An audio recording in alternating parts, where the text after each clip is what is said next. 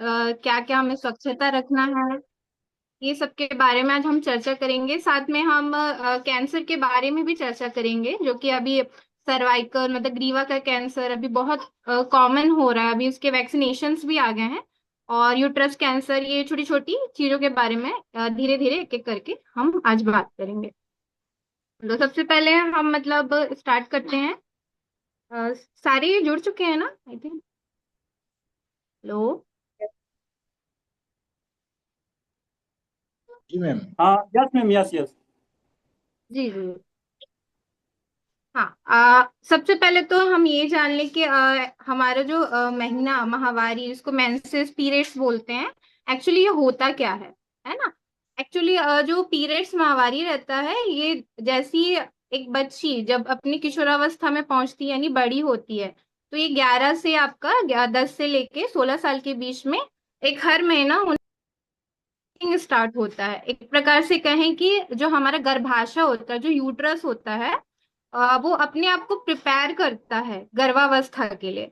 और जिस समय किसी वजह से मतलब गर्भावस्था नहीं होता है, तो उस समय जो उस समय जो यूट्रस की जो लाइनिंग रहती है, जो परत रहती है, इसको इंडोमेट्रियम जो परत लाइनिंग कहा जाता है, वो ब्लड और उसको टिश्यू के साथ हर महीने योनि द्वार से बाहर निकलती है। तो ये एक मासिक धर्म की परिभाषा है। इसकी शुरुआती हर बच्चों में अलग अलग हो सकता है। किसी बच्चों में 10 साल की उम्र में स्टार्ट हो जाता है, किसी का 11 साल में। तो एक अगर हम उसको रेंज में लें, तो हम 11 से 16 साल के बीच में जिसको मेनार्की कहा जाता है, जो पहला मतलब पीरियड्स पहला महीना जो स्टार्ट होता है। ठीक। इसकी अवधि क्या रहती, चक्र क्या रहता, हम इसके बारे में भी जान लेते हैं। कब हम इसको नॉर्मल कहेंगे, कब हम नॉर्मल कहेंगे। तो जो महीने का जो अवधि रहता है, वो 2 से 7 दिन का रहता है। किसी महिला में 2 दिन का हो सकता है, किसी बच्चियों में 5 दिन का। तो 2 से 7 दिन को हम एक नॉर्मल रहते हैं। अगर 2 दिन से कम आपका महीना जा रहा है, तो भी वो सामान्य नहीं है। अगर 7 दिन या 10 दिन से ऊपर आपका महीना जाता है, तो उसको भी हम सामान्य में नहीं लेंगे। और हमारा जो चक्र रहता है, वो एकदम 28 दिन एक आइडल है, उसको आदर्श माना जाता है। लेकिन 7 दिन ऊपर नीचे का हो सकता है। मतलब 21 दिन से लेके 35 दिन का जो साइकिल रहता है माहवारी का, उसको हम सामान्य लेते हैं। तो इसलिए मैं वो जो भी बच्ची या माताएं हैं जो वीडियो में है, मैं बताना चाहूंगी, अगर किसी का महीना 21 दिन में भी आ रहा है, वो भी नॉर्मल है। अगर 28 दिन में भी महीना आ रहा है, वो भी नॉर्मल है। अगर 35 से 40 दिन में भी आ रहा है अगर उनका महीना, तो वो नॉर्मल है। क्योंकि अलग अलग महिलाओं की संरचना, शारीरिक विकास सबका डिफरेंट अलग अलग रहता है। तो थोड़ा बहुत हार्मोन्स की वजह से उनमें डिफरेंस रहती है। ठीक है। अगर अगर 35 या 40 दिन के बाद भी नहीं आता, तो हम उसको अनियमित माहवारी में लेंगे। या 21 दिन के पहले पहले आ जा रहा है, मतलब 15-15 दिन में या 10-10 दिन में, तो उसको हम अनियमित माहवारी लेते हैं। और इसके क्या क्या लक्षण रहेंगे। अब हार्मोन्स शरीर में बनते हैं, है ना। खून योनि द्वार के द्वारा निकलता है महीना के समय में। तो हमें थोड़ा बहुत पेल्विक एरिया मतलब पेट के निचले हिस्से में दर्द होना, मूड का खराब रहना, मतलब मूड स्विंग होना, है ना। और ये सब का भी सिम्टोमेटिक, फिर हम उस हिसाब से आप अपना इलाज करा सकते हैं। जैसे अगर दर्द है तो आप पेन किलर ले सकते हैं। और साथ में आप एक हॉट वाटर बैग से अपनी पेट की मसाज भी कर सकते हैं। तो ये नॉर्मल था कि मेंसेस क्या होता है, क्या क्या हम कर सकते हैं। हमारे मेडिकल टर्म में इसको डिस्मेनोरिया कहते हैं, जो कि ये भी नॉर्मल है। मतलब महीना के समय जब दर्द होता है पेट में, तो ये भी होना एक नॉर्मल है, जो कि हार्मोन्स की वजह से होता है, जो कि हर महिलाओं में कम ज्यादा ऐसा रहता है। ठीक है। अब हम इसकी आज वैसे भी टॉपिक है कि माहवारी स्वच्छता दिवस है, आज 28 मई है, तो हम स्वच्छता के ऊपर में थोड़ा चर्चा करते हैं। सबसे पहले कि पीरियड्स के दौरान हमको स्वच्छता रखना क्यों चाहिए। एक्चुअली होता क्या है, हमारा जो शरीर है ना, जो हमारे शरीर का निचला हिस्सा है, जिसको हम वेजाइना एरिया हमारा कहते हैं, योनि द्वार कहते हैं, वहां पर एक अलग अलग पीएच में ही हमारे ऐसा बोल सकते हैं, जो हमारे बैक्टीरिया हैं या सेल सब काम करते हैं। तो अगर आपके पीएच में उस दौरान थोड़ा सा गड़बड़ी रहता है या बदल जाता है पीएच, जब हमारा महीना चलता है, अब पीएच अगर बदलेगा, तो जो बैक्टीरिया है, जो जीवाणु है ना, जो बेकार बैक्टीरिया है, उनको पनपने का वो मौका मिल जाएगा उस जगह में।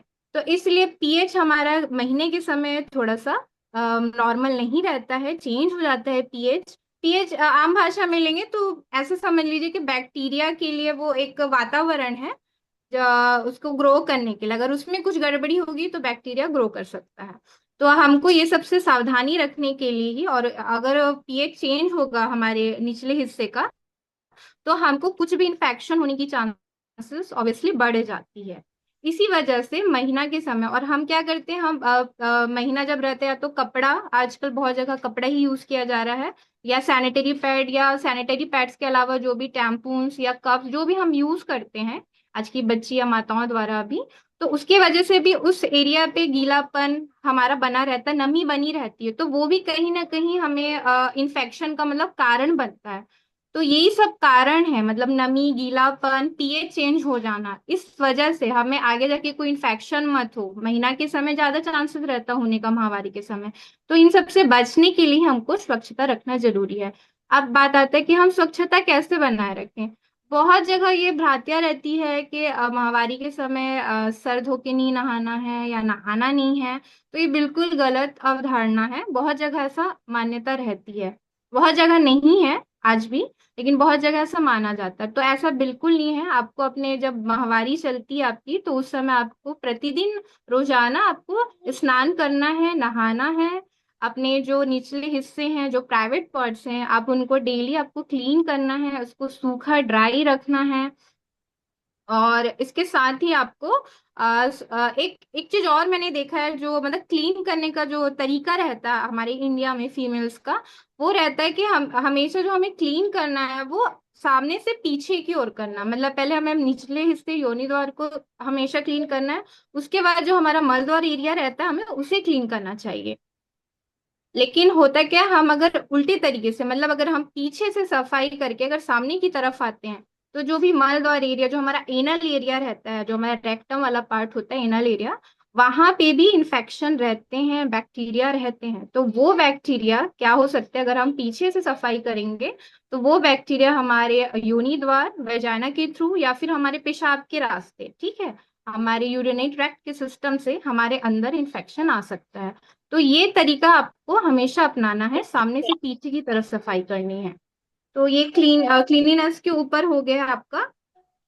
अब हम चलते हैं कि माहवारी के दौरान हमें किन किन चीजों का मतलब प्रयोग करना चाहिए। क्योंकि आज भी बहुत जगह में ऐसा हो रहा है कि कपड़े का ही यूज किया जाता है, बट कपड़ा में उतना हाइजीन यानी स्वच्छता नहीं रहता है, उसमें सोखने की क्षमता भी, अवशोषण की क्षमता भी, जो पैड्स या टैम्पोन्स या फिर अभी जो मेंसेस कप होते हैं उनके कंपेयर में कम होती है। बट अभी भी बहुत ज्यादा सोसाइटी में, खासकर जो गांव वाले एरिया है, वहां पे अभी राख का ऐसा सुनने में आता है, अभी भी वैसा ही चीज यूज किया जाता है, जो कि बिल्कुल आपके सेहत के लिए बिल्कुल अच्छा नहीं है, और इन्फेक्शन होने की भी चांसेस बहुत बढ़ जाती है अगर आप अभी भी कपड़ा या राख ये सब यूज कर रहे हैं। इसीलिए हमें सबसे पहले तो एक सैनिटरी पैड है ना, सैनिटरी पैड यूज करना चाहिए।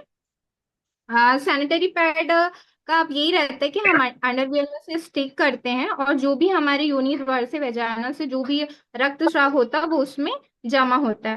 हमें पैड को हमेशा 4 से 6 घंटे में चेंज करते रहना चाहिए। क्योंकि इसका कारण मैं आपको पहले ही बता चुकी हूँ, क्योंकि महीने के समय हमारा पीएच चेंज हो जाता है, और उसी गीलापन, नमी के वजह से ही कुछ भी जो संक्रमण है हमारी योनि द्वार के जरिए हमारे जो रिप्रोडक्टिव ट्रैक्ट है, मतलब हमारा गर्भाशय है, ओवरी, ये सब, यहाँ भी इंफेक्शन पहुंच सकता है। इसी वजह से हमें सैनिटरी पैड यूज करना है, उसे 4 से 6 घंटे में डेली यूज करना है। यूज करने के समय भी आपको ये ध्यान रखना है कि हैंड वॉश करना, मतलब हैंड हाइजीन का भी यहाँ पे रोल है। आपको जब भी टॉयलेट जा रहे हैं, जाने के बाद भी पैड फेंक रहे हैं, डिस्कार्ड करें, उस समय भी हैंड वॉश करना है, और पहनने से पहले भी आपको हैंड हाइजीन अपना मेंटेन करना है। तो ये हो गया पैड का। और एक पैड में कम से कम 5 से 10 ml मतलब ब्लड को शोषण करने की, सोखने की क्षमता रहती है, तो इसलिए हमें 4 से 6 घंटे में चेंज करते रहना चाहिए। और एक माहवारी में एक महिला को कम से कम 60 से 80 ml का रक्तस्राव होता है उसके अ, महिला के महीने के समय। ठीक। फिर दूसरा तरीका हम अपना सकते हैं, पैड हो गया, कपड़े का मैंने बता चुका है, उतना यूज नहीं करना चाहिए, उतना वो हाइजीनिक नहीं रहता है। फिर आता है आपका वो टैम्पोन्स होता है। टैम्पोन्स एक समझ लीजिए रुई से बना हुआ बेलनाकार एक मतलब आपका रहता है शेप में, वो रुई का ही बना रहता है। तो आप वो एक प्रकार का प्लग रहता है, तो हाँ हम उसको यूज कर सकते हैं, इंसर्ट करना रहता है योनि द्वार के रास्ते में। और वो भी आपका मतलब 4 से 6 घंटे में यूज करना रहता है। वो भी अलग अलग साइज में अवेलेबल रहता है आपका, तो आप उसको भी यूज कर सकते हैं। और टैम्पोन्स के ना एक साइड में थ्रेड रहता है, धागा रहता है, तो हम उसी धागे के थ्रू जब आपका मतलब जब आपको चेंज करना है ना, तो आप उस धागे के थ्रू उसको खींच करके बाहर निकाल सकते हैं टैम्पोन्स के। तो एक टैम्पोन्स हो गया तरीका, एक पैड हो गया, एक आपका टैम्पोन्स हो गया जो हम यूज कर सकते हैं। इजली रहता है वो, आप यूज कर सकते हो, कोई दिक्कत परेशानी नहीं रहती उसमें। फिर चौथा फिर आपका और मेथड आप जैसे यूज कर सकते हैं मेंसेस के समय, एक होता है मेंस्ट्रुअल कप होता है। मेंस्ट्रुअल कप जो होता है वो भी एक अलग अलग साइज के रहते हैं। सस्ता रहता है, अफोर्डेबल रहता है, लो मेंटेनेंस का रहता है, आपको ज्यादा उसमें मेंटेनेंस की जरूरत नहीं है। आपका वो सिलिकॉन का बना हुआ रहता है ना। सिलिकॉन का रहता है, अलग अलग साइज में अवेलेबल रहता है, इजी टू कैरी है, आप कहीं भी उसको ले जा सकते हैं, कैरी कर सकते हैं। और अगर आप उसको अप टू 1 ईयर तक अगर आप पूरा अच्छे से उसे ध्यान रखते हैं, रख रखाव उसका अच्छा है, तो आप 1 साल तक उसको यूज कर सकते हैं। ठीक है, तो उसको भी यूज करने का अलग अलग मतलब तरीका रहता है कैसे यूज करना है, और अलग अलग साइज अवेलेबल रहती है। जैसे कि अगर स्मॉल साइज का अगर मेंस्ट्रुअल कप है, तो आप उसमें 10 ml की क्षमता रहती है सोखने की उस कप में। तो मोस्टली उसको जो टीनेजर्स होते हैं, हमारी जो किशोरी होते हैं, जो अनमैरिड गर्ल्स हैं, अविवाहित लड़कियां, उन लोग यूज कर सकते हैं। फिर एक आता है मीडियम साइज का कप आता है मेंस्ट्रुअल कप। ठीक है, इसमें आपका कम से कम 20 से 22 ml की कैपेसिटी रहती है एब्जॉर्व करने की ब्लड को। और ये मोस्टली जो जिनका LHCS या सी सेक्शन हुआ रहता है डिलीवरी, वो महिलाएं यूज कर सकती हैं। और एक तीसरा रहता है, लार्ज साइज में आता है मेंस्ट्रुअल कप, जो कि 25 से 30 ml के आसपास ब्लड को एब्जॉर्व करता है। तो ये मोस्टली जो वेजाइनल जिनकी नॉर्मल डिलीवरी हुई रहती है, वो इस चीज को यूज कर सकती हैं। तो इसका अलग अलग तरीका रहता है, मैं ज्यादा डिटेल में नहीं जाऊंगी, थोड़ा ये अवेयरनेस के ऊपर है, तो ये एक जानकारी मैंने दे दी आपको। फिर अब बात आती कि हम स्वच्छता क्यों रखना है, क्या क्या चीजें यूज किए, इसके बारे में चर्चा हुई। अब होता है कि हमको डिस्पोज कैसे करना है, जो भी हम पैड वेड यूज करते हैं, या फिर सैनिटरी प्रोडक्ट्स जो मैंने अभी आपको बताया, टैम्पोन्स, इवन कप्स हो गया, है ना, हमें इसको डिस्पोज कैसे करना है, कैसे मतलब इसे फेंकना कैसे कैसे किस तरीके से करना है। तो इसके लिए भी कभी भी पैड को आपको टॉयलेट में फ्लश नहीं करना है। आपको पैड को डायरेक्ट बिना रैप किए पेपर से ऐसे खुले में नहीं छोड़ना। अगर आप ऐसे खुले में छोड़ेंगे तो बाहरी संक्रमण होने का खतरा रहेगा, या बाहर इन्फेक्शन फैल सकता है, क्योंकि उस ब्लड में कहीं ना कहीं, क्योंकि ऑब्वियसली बैक्टीरिया कहाँ ग्रो होते हैं, अगर जहाँ पे नमी हो, और अगर उसको पुराना इन्फेक्टेड अगर ब्लड मिलेगा तो बैक्टीरिया वहीं ग्रो करता है, और वो एक प्रकार का पूरा मतलब काफी इन्फेक्टेड पूरा ब्लड रहता है। तो इसलिए आपको वैसा नहीं करना है, एक पेपर लेना है, उसको रैप करना है आपको अपने पैड को, और उसको प्रॉपर एक डस्टबिन में आपको डालना है। और अभी बहुत सारी मतलब पैड्स की भी बैग्स आते हैं, मतलब सैनिटरी पैड्स को डिस्कार्ड करने के बैग्स भी आते हैं, तो आप उसके बैग्स में भी उसको पैड को फोल्ड करके डस्टबिन में डिस्पोज कर सकते हैं, ताकि किसी और को उसकी वजह से इन्फेक्शन मत हो। अब तीसरी बात आती है कि अगर ठीक है, अगर हमने हाइजीन मेंटेन नहीं किया, स्वच्छता नहीं रखी ड्यूरिंग मेंसेस या माहवारी के समय, तो क्या क्या समस्या आ सकती हैं। महीने के समय में पहले ही बता चुकी हूँ, अगर हम कोई भी चीज, चाहे पैड हो या टैम्पोन्स हो या मेंस्ट्रुअल कप, अगर हम लंबे समय तक अगर यूज करेंगे, है ना, तो वहाँ ऑब्वियसली नमी नमी की वजह से बैक्टीरिया ग्रो होता है, नमी की वजह से, तो वहां पे आपको फंगल इन्फेक्शन होने के चांसेस रहेंगे, है ना। फंगल इन्फेक्शन हो सकता है आपको, जो हमारे मतलब मेडिकल में कैंडिडियासिस बोला जाता है ना।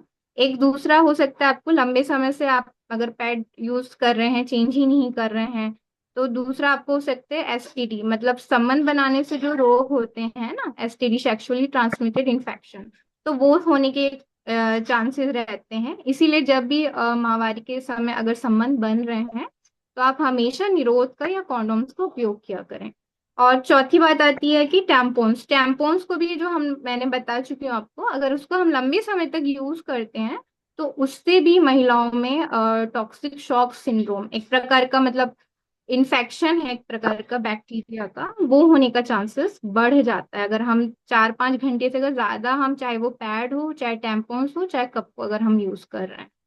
तो ये सब था मतलब कैसे क्या क्या ध्यान रखना है, क्या चीज का यूज करना, अगर नहीं करेंगे तो हम इन्फेक्शन को कैसे प्रिवेंट कर सकते हैं, क्या क्या इन्फेक्शन हो सकते हैं मेंसेस के समय, तो ये सब उसके बारे में था। मैं कुछ कुछ मतलब फैक्ट और मिस उनके बारे में, मिथ जो है मेंसेस के बारे में, उसमें भी थोड़ा सा चर्चा करना चाहूंगी। बहुत से जगह देखा भी है, बहुत बहुत राज्यों में, कहीं अपनी इवन गांव में भी जाओ तो हमेशा ये रहता है कि उनको अचार छूने का या फिर क्या बोलते किचन में एंट्री करने का ऐसा मतलब रिचुअल्स रहा करता था। बट ऐसा नहीं है, पीरियड्स का जो ब्लड रहता है वो एकदम साफ है, वो कोई गंदा या कोई वो चीज नहीं है, वो हमारे शरीर का एक बॉडी का पार्ट्स है, जो कि मैं पहले भी उसकी डेफिनेशन में बता चुकी हूँ कि गर्भाशय का जो परत रहता है वही मतलब टिश्यू के साथ बाहर निकलता है। तो वो एक एकदम क्लीन और एक हाइजीन ब्लड रहता है, तो उसको गंदा कहना ये बिल्कुल गलत बात है। दूसरा रहता है कि आपका जो खाना रहता है वो डिसाइड करता है कि आपका मेंसेस का फ्लो कैसे होगा। तो ये भी एक गलत अवधारणा है। आपको बस एक बैलेंस और एक हेल्दी डाइट लेना है अपने मेंसेस के समय, वो आपका फ्लो डिसाइड नहीं करता है। और सिम्टम में मैंने पहले भी बता चुकी हूँ कि पीरियड्स के समय थोड़ी बहुत डिस्कम्फर्ट रहती, वो भी हार्मोनल्स रहता है, जो दो हार्मोन्स की वजह से, एक एस्ट्रोजन और एक प्रोजेस्टेरोन हार्मोन, तो यही दोनों हार्मोन की वजह से मतलब हमें जो पेन वेन और जो होते हैं इसी के कारण से रहता है। ठीक है। ये सब हो गया। और यहाँ ये मिथ रहता है कि अचार नहीं छूना है, ऐसा बिल्कुल नहीं है। आप पीरियड्स के समय मतलब जो आप मन करे खा सकते हैं, अचार भी ले सकते हैं। अभी भी बहुत जगह ऐसा रहता है कि आपको अचार छूना नहीं है, खाना नहीं है, खट्टी चीजें अवॉइड करनी है, नहाना नहीं है, ऐसा भी बोला जाता है सर धो के। बट आपको हेयर वॉश कर सकते हैं, नहा सकते हैं, अचार भी खा सकते हैं, और बैलेंस डाइट में जो लेना है ले सकते हैं। एक्सरसाइज नहीं करना है बोला जाता है, पर ऐसा नहीं है, आप हल्का जो भी एक्सरसाइज है, व्यायाम है, आप वो कर सकते हैं ड्यूरिंग मेंसेस भी, उसमें कोई दिक्कत कोई परेशानी नहीं है। आप अपना, ऐसा भी बोला जाता है कि डेली एक्टिविटी नहीं करना चाहिए, बट ऐसा नहीं है, क्योंकि आपके इस टॉपिक में ही लिखा था कि ये हमारा राइट है, मतलब मेंस्ट्रुअल हाइजीन हमारा राइट है, नॉट प्रिविलेज, है ना। मतलब ये हमारा कोई विशेषाधिकार नहीं कि हम अपने सब काम वाम छोड़ दे, अगर हम हमारा मेंसेस चल रहा है तो बस आराम ही करें, ऐसा नहीं है। मेंसेस के समय हम बिल्कुल फिट और एक्टिव रहते हैं, हम अपना डेली रूटीन का काम, अगर आप वर्किंग हैं तो अपना काम भी कर सकते हैं, वर्क भी कर सकते हैं, तो ऐसा कोई दिक्कत परेशानी नहीं है। और बस यही कुछ कुछ रहता है कि मेंसेस के ऊपर कोई बात करना नहीं चाहता, नहीं बेटा नहीं करो, मेंसेस के ऊपर कोई बात करना चाहता नहीं है, और क्योंकि उनको जानकारी रहता ही नहीं है क्या चीज करना चाहिए क्या चीज नहीं। तो ये उसी के ऊपर था बताने का मैं, खुश हो जाओ। और साथ में हाँ, एक्सरसाइज हम कर सकते हैं, खाने में खाने का जैसे मैं बताइए, आप वो सब आप ले सकते हैं, हेल्दी डाइट। और एसिडिक इन खट्टा चीज शायद मना किया जाता है, बट ऐसा इससे कोई रिलेशन नहीं है, आप ले सकते हैं। ये कुछ कुछ जो टैबूज हैं, जो मिथ हैं इसके ऊपर, मेंसेस के ऊपर। और आप सारी अपनी एक्टिविटी कर सकते हैं। हाँ, एक मिथ ये भी है कि पैड यूज करने से फर्टिलिटी पे, मतलब प्रजनन क्षमता में मतलब इफेक्ट करता है, या मां नहीं बन सकती, या बांझपन आता है, तो ये भी बिल्कुल गलत अवधारणा है। पैड यूज करने से, टैम्पून्स यूज करने से, कप यूज करने से ऐसा बिल्कुल नहीं होता है। आपकी प्रजनन क्षमता में या फर्टिलिटी में कोई भी कॉम्प्लिकेशन नहीं आता है, क्योंकि बहुत सारे लोगों में यही रहता है कि पैड हम इसलिए यूज नहीं करते हैं क्योंकि इससे माँ बनने में या बांझपन ऐसी वाली समस्या आ सकती है, तो ये भी एक मिथ है, ऐसा नहीं होता। सैनिटरी पैड सबसे बेस्ट होता है, और आपको यही यूज करना चाहिए। अगर कपड़ा भी यूज कर रहे हैं तो उसे बंद करें यूज करना, या फिर अगर यूज कर भी रहे हैं तो प्रॉपर उसको आपको वॉश करके मतलब धूप में प्रॉपर सुखा के फिर ऐसा आपको उस पैड को यूज करना है, हमेशा नया और साफ सुथरा। नहीं तो आपको नहीं करना है, उससे और इन्फेक्शन होने के चांसेस बढ़ जाते हैं। तो ये छोटी छोटी बातें हैं जो कि लोगों में पता नहीं रहती हैं, सोचते हैं कि नहीं, आज भी हम वही कपड़ा यूज कर रहे हैं, नहाना नहीं है, बाल नहीं धोना है, किचन में नहीं जाना है।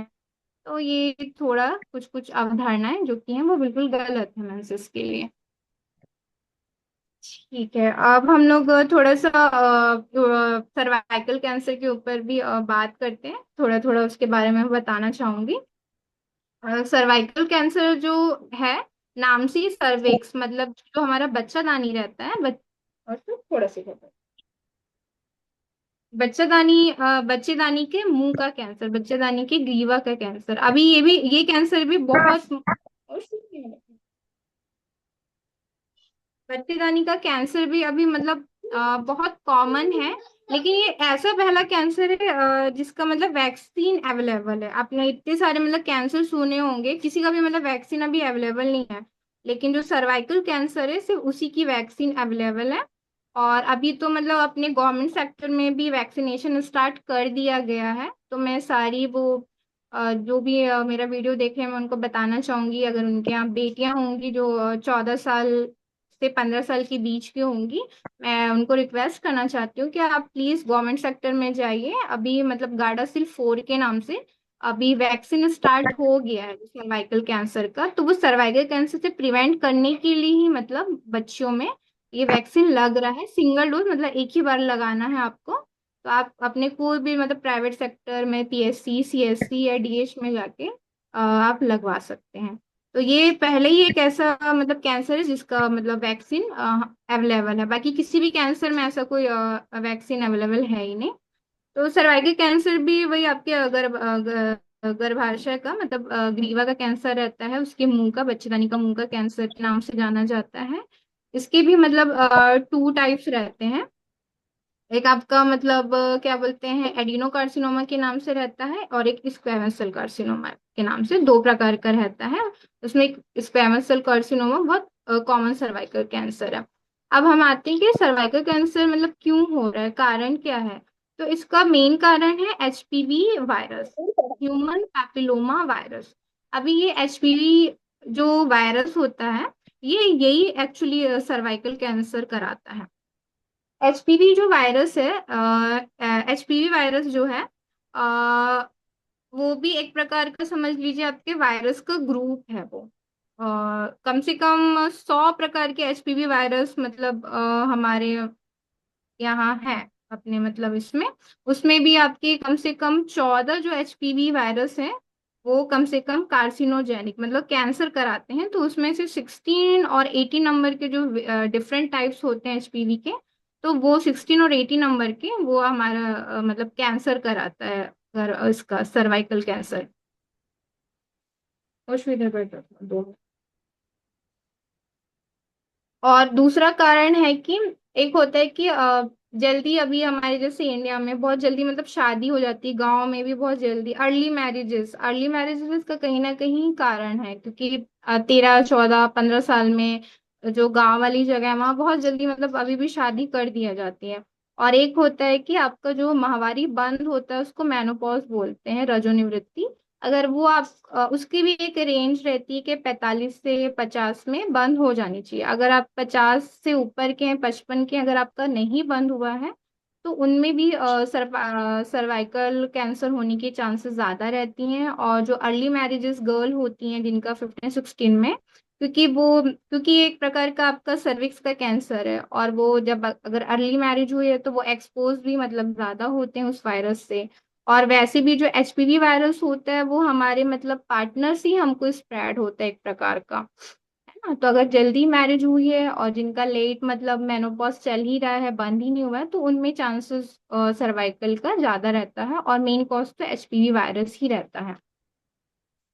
अब हम इसके कारण जान गए। अब हाँ ना बेटा, अभी हम आते हैं ना। उसके बाद आपके सिम्टम्स क्या क्या हो सकते हैं, ऑब्वियसली आपके सर्विक्स से रिलेटेड है। तो आपको पेल्विक एरिया मतलब पेट के निचले हिस्से में दर्द होगा। आपकी जो महीना है माहवारी, जैसे मैं बता चुकी हूँ, अनियमित माहवारी रहेगी। जैसे आपको अगर आपका महीना बंद भी हो चुका है उसके बाद भी आपको अनियमित रक्तस्राव होगा बहुत ज्यादा। 2 महीना के बीच में आपको हो सके माहवारी आ जाए, ये इसके एक लक्षण हो सकते हैं। संबंध बनाते समय भी आपको मतलब खून जा सकता है ना, जिसको पोस्ट कॉइटल ब्लीडिंग कहा जाता है। तो ये तीन चार इसके लक्षण हैं। और साथ में ही जैसे आपको सफेद पानी या दुर्गंध युक्त पानी ऐसा नीचे योनि के रास्ते से इस टाइप का स्राव हो सकता है, और दर्द। ये तीन चार मतलब उसके लक्षण है जो आपको पहचानने हैं कि सर्वाइकल कैंसर अगर आपको लग रहा है, ऐसा मुझे कुछ लक्षण है, तो आप तुरंत जाइए और अपना स्क्रीनिंग कराइए। ठीक है, अब ये उसके लक्षण हो गए, कारण हो गए। अब हमको ये करना है कि अब हम उसके उसमें जाते हैं कि हम उसको डायग्नोज कैसे करेंगे, उसका निदान कैसे करना है करके। तो इसका वही तरीका है, एक तो है आप एचपीवी का आप टेस्ट करा सकते हैं, मतलब एक प्रकार का ये जो वायरस है आप उसका डीएनए, एक प्रकार का उसके डीएनए टेस्टिंग होती है, मतलब ब्लड में अगर आपके अंदर वो वायरस है तो कहीं ना कहीं चांसेस है कि आपको सर्वाइकल कैंसर हो सकता है। दूसरा होता है एक पैप पैप स्मीयर टेस्ट, बहुत कॉमनली यूज किया जाता है सर्वाइकल कैंसर को मतलब स्क्रीनिंग करने के लिए। सर्वाइकल कैंसर को स्क्रीनिंग करने के लिए उसमें कुछ नहीं रहता है। आप एक मतलब ऐसा समझ लीजिए, टेस्ट में मतलब वेजाइना की निचले हिस्से जो सर्विक्स का निचला वाला हिस्सा है वहां से कुछ टुकड़ा उसका लिया जाता है, और उसको माइक्रोस्कोप में फिर एग्जामिन किया जाता है टेस्ट लेके उसका स्मीयर बना के, तो इसको पैप टेस्ट कहते हैं। तो इससे काफी कुछ हद तक पता चल जाता है कि किस प्रकार का है क्या है। कुछ एबनॉर्मल सेल्स भी डिटेक्ट हो जाते हैं जिससे पता चल जाता है कि कैंसर है कि नहीं, क्योंकि सर्वाइकल कैंसर एक ऐसा कैंसर अभी तक की सब कैंसर में जो कि इसको मतलब पूरा बनने में एटलीस्ट 20 साल 20 ईयर्स ऐसा लग जाते हैं, 20 साल लग ही जाता है। तो हम इसको बहुत जल्दी मतलब डिटेक्ट कर सकते हैं इस कैंसर को, और इजिली ट्रीटेबल है। मतलब अगर स्टेज 1 2 में आपने डायग्नोज कर लिया बहुत जल्दी, तो आप प्रॉपरली पूरा 90 से 95% आपका मतलब क्योर रेट है, और आप एक नॉर्मल लाइफ जी सकते हैं। तो ये एक इसका ये भी बेनिफिट है कि इसका मतलब इंक्यूबेशन पीरियड सिम्टम आने तक बहुत मतलब 20 ईयर्स ऐसा समय लगता है, कि इसके बाद ही होता है। और कौन से एज ग्रुप में ये मतलब कॉमन रहता है कैंसर, तो आफ्टर 30 से लेके 50 की जो एज रहती है उनमें सर्वाइकल कैंसर होने की ज्यादा चांसेस रहती है। अब है हम स्क्रीनिंग मतलब कब कब कराएं, कौन कौन से एज ग्रुप में कैसा कराएं इसको डिटेक्ट करने के लिए। तो जो 21 से जो बिलो की रहती हैं उनके लिए तो मैं बता चुकी हूँ, अभी 9 से 14 साल के बच्चों के लिए वैक्सीन आ चुका है गवर्नमेंट में, है ना, आप लगवा सकते हैं। तो वो सर्वाइकल कैंसर से प्रिवेंट करने के लिए ही है। अब आती हैं जो आपकी 15 साल से इधर की मतलब 21 साल से जो आपकी जो 29 साल की जो बच्चियां रहते हैं या जो माताएं रहती हैं उनको आप मतलब स्क्रीनिंग आप करा सकते हैं।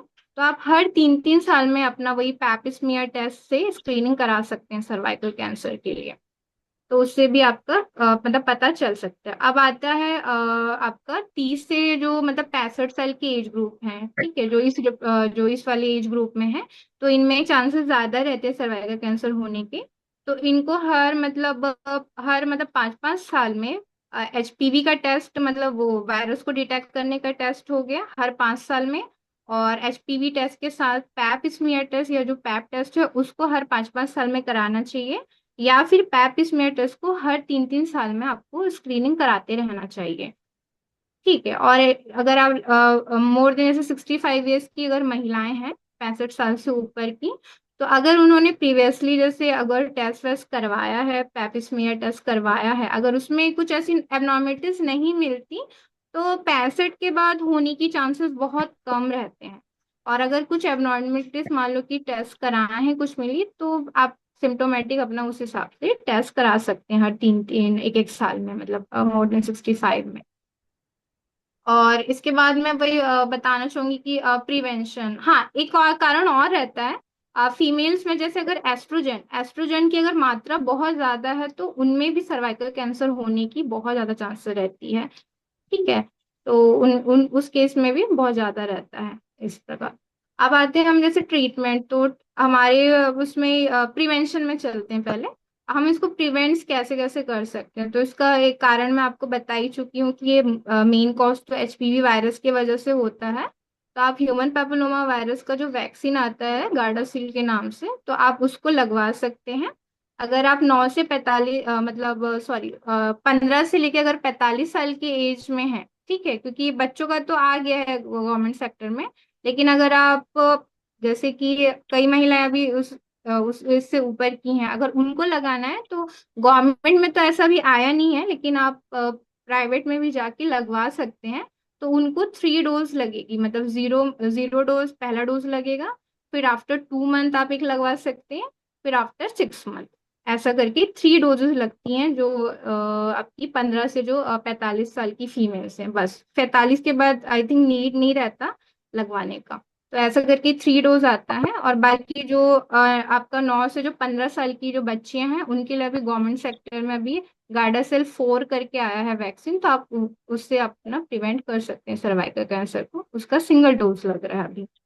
तो ये प्रिवेंशन फिलहाल तो यही है, आप ये कर सकते हैं। और हाँ, ये कर सकते हैं कि जो लड़कियों की एज डिसाइड हुई है, एक्चुअली हम एडल्ट होते हैं 18 ईयर्स में, लेकिन जो उनको मतलब मैरिज का वो है, वो 21 ईयर का है। तो मैं यही चाहूंगी कि जो भी अर्ली मैरिजेस हैं वो ना हो के, थोड़ा जब बच्चियां बड़ी हो जाती हैं उन्हें एजुकेट करिए, पढ़ाइए, है ना। जल्दी शादी मत कराइए उनका, क्योंकि उसी वजह से ही तो ये सब कारण है ना होने का, जल्दी अर्ली मैरिजेस भी कहीं ना कहीं एक कारण है, जो मैंने कॉज में बताया। तो वो ज्यादा अच्छा है कि हमेशा बच्चियों की शादी का जो लीगल एज है वो 21 ही है, तो उसी एज में ही शादी आई थिंक होना चाहिए। तो हम इस चीज से भी बच सकते हैं, है ना, प्रिवेंशन में। साथ में रहते कि कुछ कोमॉर्बिडिटीज हैं आपके अंदर, जैसे कि आप कुछ एस्ट्रोजन संबंधित कुछ अगर हार्मोनल थेरेपी किसी का चल रहा है ना, तो आप उनको होने का चांसेस ऑब्वियसली ज्यादा रहेगा, क्योंकि एस्ट्रोजन हार्मोन की वजह से ही रहता है। या फैमिली हिस्ट्री में मान लो कि अगर किसी को कुछ कैंसर रहे तो उनके साथ भी होने का चांसेस मतलब ज्यादा रहता है। कि किसी को कॉलन का कैंसर है या इंडोमेट्रियम का कुछ कैंसर है, तो कहीं ना कहीं वो कनेक्ट रहते हैं, बट मेन कॉज तो एचपीवी ही रहता है। ज्यादा एकदम जेनेटिक्स से एकदम रिलेटेड नहीं कर सकते, पर 1-2% चांसेस रहते हैं, अगर है तो मदर को है तो डॉटर को भी हो सकता है, ऐसा करते हैं। ट्रीटमेंट में वही रहता है हमारे में, अब हमारे एलोपैथी में वही, और सर्जिकली मतलब रहता है, कीमोथेरेपी रहता है। तो वो स्टेजिंग 1, 2, 3, 4 के हिसाब से रहता है। स्टेज 1 में आपका वही सर्विक्स में ही रहेगा कैंसर। स्टेज 2 में क्या रहेगा कि जो हमारा सर्विक्स है, जो बच्चेदानी का मुंह है, उससे थोड़ा आसपास के एरिया को और कवर करेगा कैंसर, तो वो स्टेज 2 हो जाता है। स्टेज 3 में क्या होगा कि सर्विक्स, उसके आसपास की जो पेल्विक एरिया है, सोने वाली एरिया है, वहां से अगर वो आगे बढ़ के वेजाइना वाली एरिया योनि में चला जाता है, जैसे कैंसर का सेल्स, तो वो आपका स्टेज 3 हो जाता है। और स्टेज 4 में वही है कि आपका कैंसर अब एकदम काफी बढ़ चुका है, वो दूसरे ऑर्गन मतलब आसपास के, जैसे रेक्टम हो गया, एनल एरिया हो गया, वहां के आपका ब्लैडर हो गया, है ना, अगर ये सब मतलब यूट्रस को छोड़ के अगर वो बाकी आसपास के जो ऑर्गन्स है अगर वहां तक कैंसर पहुंच गया, तो वो स्टेज 4 रहता है। तो बस स्टेज 1 में 90 से 95% ऑपरेशन करके हम सक्सेसफुली उसको ठीक कर सकते हैं। स्टेज 2 में हम लोग सर्जरी प्लस कीमोथेरेपी, मतलब हाई एनर्जी का मतलब रेडिएशन रहता है, किरणें के द्वारा मतलब वो किया जाता है। और एक कीमोथेरेपी रहता है स्टेज 3 में। तो कीमोथेरेपी और रेडिएशन ही है स्टेज 3 में। और स्टेज 4 में हम ज़्यादा कुछ नहीं कर सकते, क्योंकि वो काफ़ी लेटर स्टेज में पहुंच गया रहता है। तो 1, 2, 3 तक हम काफी हद तक मैनेज कर सकते हैं और उसको ट्रीट कर सकते हैं। और स्टेज 4 में हम उसका मतलब जो सिम्टम्स है उनके सिम्टोमेटिक हम मतलब ट्रीटमेंट कर सकते हैं सर। अब इसके साथ हम अब एक और टॉपिक बात कर लेते हैं, जैसे कि यूट्राइन कैंसर के बारे में। सर्वाइकल कैंसर का वही वैक्सीन ही है प्रिवेंट के लिए, तो आप वैक्सीन जो भी है, या आपके घर में बच्चियां होंगी तो उनको गवर्नमेंट सेक्टर ले जाइए और लगवाइए, मैं यही मतलब रिक्वेस्ट करूंगी। अब चलते हैं यूट्राइन कैंसर। यूट्राइन कैंसर मतलब कि गर्भाशय का कैंसर, है ना, जो कि भी मोस्ट कॉमन कैंसर ही है सर्वाइकल कैंसर के बाद। ये मोस्टली जो मतलब इल्डर जो हमारे मतलब फीमेल्स रहती हैं, लाइक 50, है ना, अबव 50, मतलब 50 वाली एज ग्रुप में ये मतलब कैंसर होना मतलब कॉमन रहता है। और इसके भी सिम्टम लगभग सर्वाइकल कैंसर की तरह ही रहते हैं। आपको मतलब मेनोपॉज के बाद ब्लीडिंग होना, मतलब रजोनिवृत्ति के बाद ब्लीडिंग होगा एबनॉर्मली, या फिर आपके पीरियड्स के बीच में ब्लीडिंग हो सकता है, इस टाइप का या अनियमित ब्लीडिंग होना, या फिर आपका कुछ वाइट डिस्चार्ज आना, जैसे सफेद पानी, है ना, वो भी दुर्गंध युक्त सफेद पानी जाएगा, या कुछ स्राव हो रहा वो हो सकता है, पेल्विक एरिया में पेन हो सकता है, आपको पेशाब करते समय जलन या दर्द हो सकता है। ये कुछ इसके 1-2 लक्षण है। लेकिन अगर अगर आप 50 के एज में हैं और अगर आपको अब नॉर्मल ब्लीडिंग हो रहा है, तो कहीं ना कहीं वो एक कैंसर का साइन रहता है। अगर आपको ऐसा कोई कभी भी सिम्टम लग रहे हैं कि मेरे महीना तो बंद हो चुके हैं और मुझे अगर अब नॉर्मल ब्लीडिंग हो रही है अनियमित बहुत दिन तक, तो आप इसको लाइटली मत लीजिए। आप प्रॉपर जाइए, अपने गायनेक से मिलिए और स्क्रीनिंग कराइए, है ना। मैं यही बोलना चाहूंगी, क्योंकि यही सिम्टम्स ही हम पहचान सकते हैं। सर्वाइकल कैंसर का मैंने एज बता दिया कि वो 30 से 50 में रहता है, लेकिन यूट्रस कैंसर जो होता है हमें इतनी जल्दी एज में नहीं होता, वो आपको 50 के एज, जब आप मेनोपॉज के बाद पहुंचते तब होता है। और जो ब्लीडिंग भी होती है वो आपकी मतलब मेनोपॉज के खत्म हो गया रहेगा, आपके मेनोपॉज हुए, लेकिन आपको ब्लीडिंग अपने आप होती ही रहेगी आफ्टर 1 ईयर। तो ये उसका एक मतलब साइन है। ऐसा मतलब सिम्टम मिलेंगे तो आपको समझना है और जाना है स्क्रीनिंग कराना। अब इसके कारण हम क्या कह सकते हैं, एक तो आपका मैं बताई कारण में एक आपका एज हो गया है ना, जो मोस्ट कॉमन जो 50 ईयर्स एज रहती है उनमें कॉमन रहता है यूट्राइन कैंसर। यूट्राइन कैंसर भी 2 टाइप्स के होते हैं, क्योंकि हमारे गर्भाशय में लेयर होती है, 2 3 लेयर होती हैं।